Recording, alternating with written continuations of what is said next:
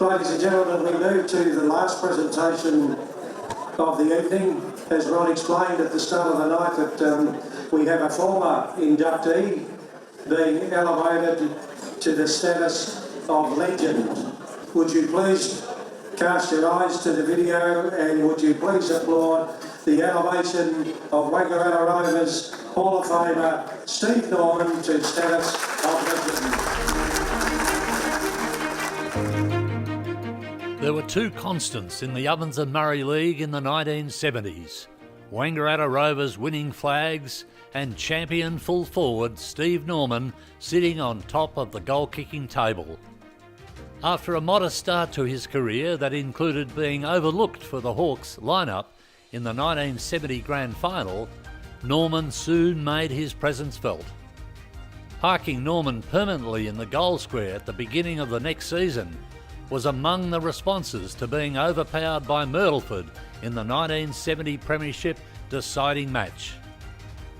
He responded in spades to the faith shown to him by coach Neville Hogan to become only the second Ovens and Murray player to kick 1,000 career goals. Norman equalled Bob Rose's club record for the most goals in a season with 65 in 1971, before taking his exploits to even higher levels for the remainder of the decade when the Rovers would win 7 flags. He fell 3 short of the century in 1973 when the Hawks missed the grand final, and despite Norman kicking 9 goals in the preliminary final, they lost to North Albury. Norman's first century of goals came in 1975 when he kicked 118 goals, and 2 years later he booted 115, including bags of 15 against Myrtleford and 13 against Corowa. The 1977 season was also particularly sweet, with the Hawks avenging a grand final loss to Wangaratta the previous year. Norman kicked 8 of the Hawks' 20 goals for the match as they stormed to a crushing 52-point premiership win. He stood just 6 foot tall, but size meant nothing, as Norman had explosive pace, strong hands overhead, and a drop kick that was simply deadly from any angle. He kicked 6 or more goals in 68 of his 242 matches in brown and gold, and he represented the Ovens and Murray 7 times. Injury slowed him in the twilight of his career, but not before he left behind a legacy few could ever match. Steve Norman, a wonderful player and a goal-kicking machine who is so rightfully elevated to the status as a legend in the Ovens and Murray Hall of Fame. Ladies and gentlemen, accepting the award are Steve's 3 children. Would you please welcome Carl, Kayla and Amanda to the stage.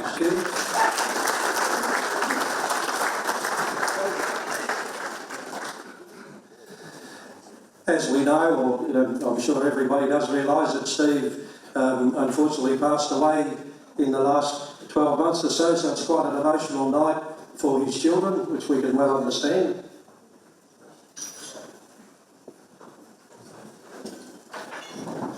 So we're going to share a couple of questions. Carl's the biggest, so he's the one who determines who speaks. So a little bit of information here. Of course, I think everybody knows that Carl himself was recruited and played at Carlton. He was only a boy when his dad finished playing football, but lots of people obviously talked about Dad and how good it was. So as a kid growing up, what did you hear about your father's feats? And I guess the second part of that is, what advice did he give to you when you got drafted? Actually, he didn't give me any advice at all, but I pretty much just know what most people do by, looking up there. Oh. Amanda? Yes. So you've been thrown the gauntlet? Yeah, I know. That's okay. No, that's okay. So no, that's okay.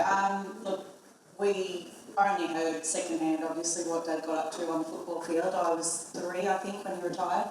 So Carl had just been born and Kayla wasn't around yet. I know he never held anything higher in regard than the players he played with, the club he loved.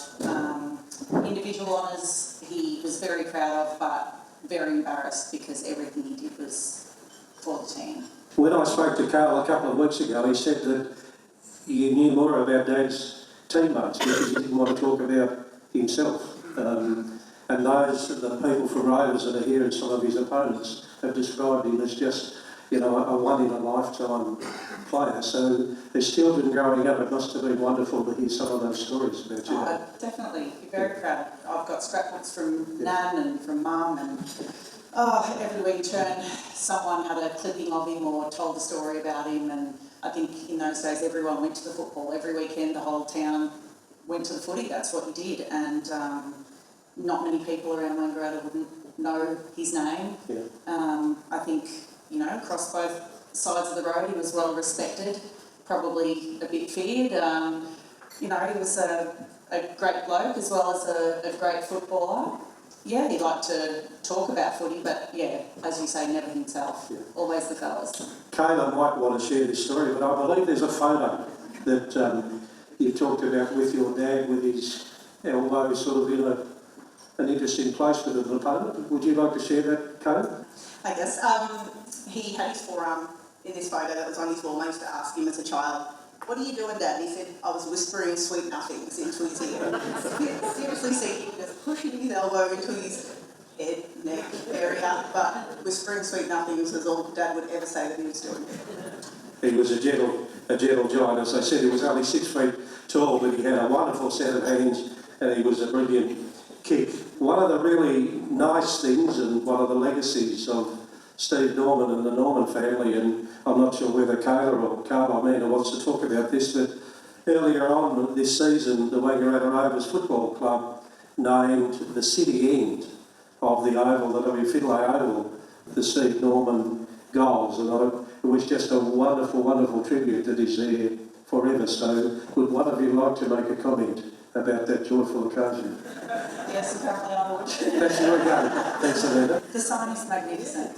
You can't drive past without seeing it. It was initially erected at sort of ground level, fence height, and now it's, you know, tall.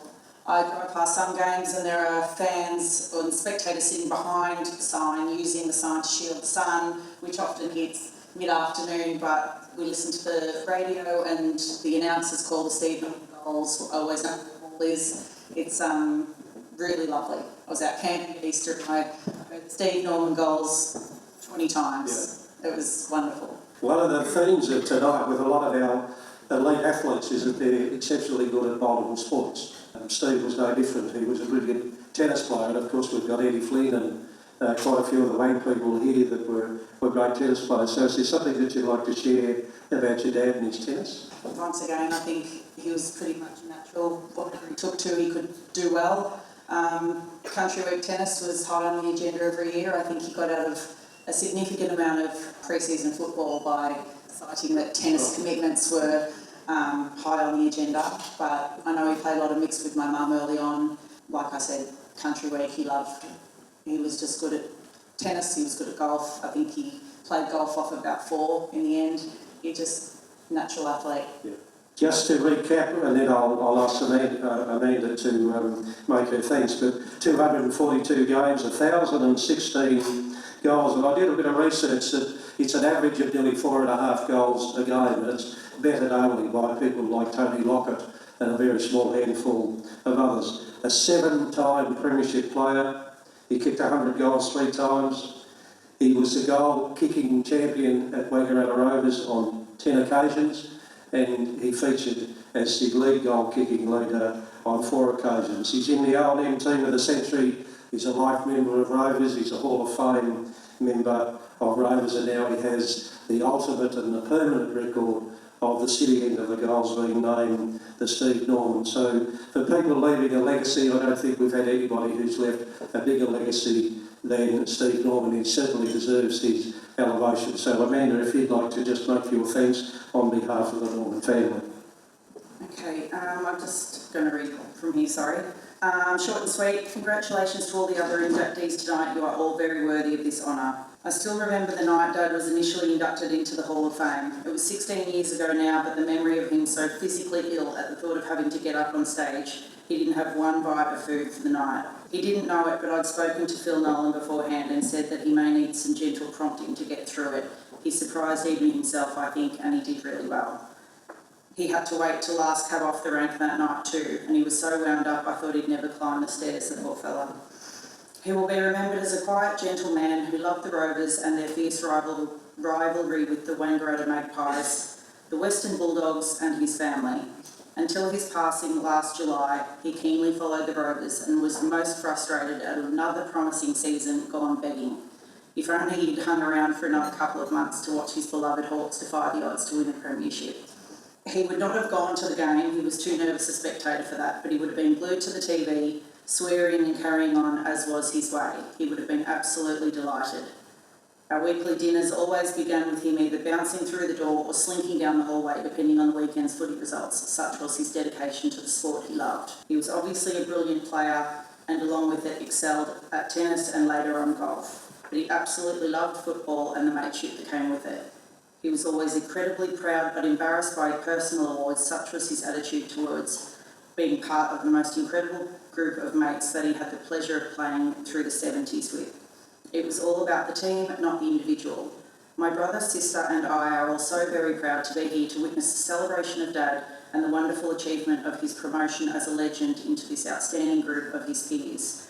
We cannot thank the Rovers community enough for their support, many of whom are here tonight, and hospital visits over the course of Dad's illness last year. It made the very difficult time a lot easier for all of us to navigate. Thank you to them and thank you all very much.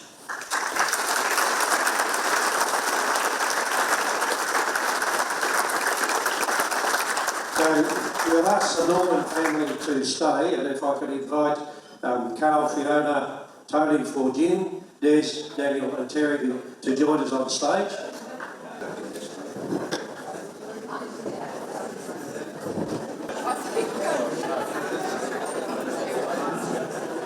So, ladies and gentlemen, our inductees, and I'll ask Ron, the Hall of Fame Committee Chair, to propose a toast. This is the end of the formal part of the evening, and obviously there's a photo opportunity for everybody.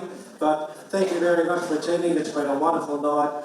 Our inductees are up to the standard and have set new standards for the young ones of the future. So congratulations to all, and we hope that you stay and enjoy a bit of fellowship when we finish. I'll hand over to you. Thanks, Ron. Thanks, Graham. Thank you and congratulations on your performance tonight. Outstanding once again, well researched. If everybody could be upstanding, fill your glass up. Congratulations to our 6 new inductees and our legend prize for induction up. Congratulations to all. Congratulations and best wishes to the inductees. Thank you. Thank you. Enjoy the night and thank you for your attendance.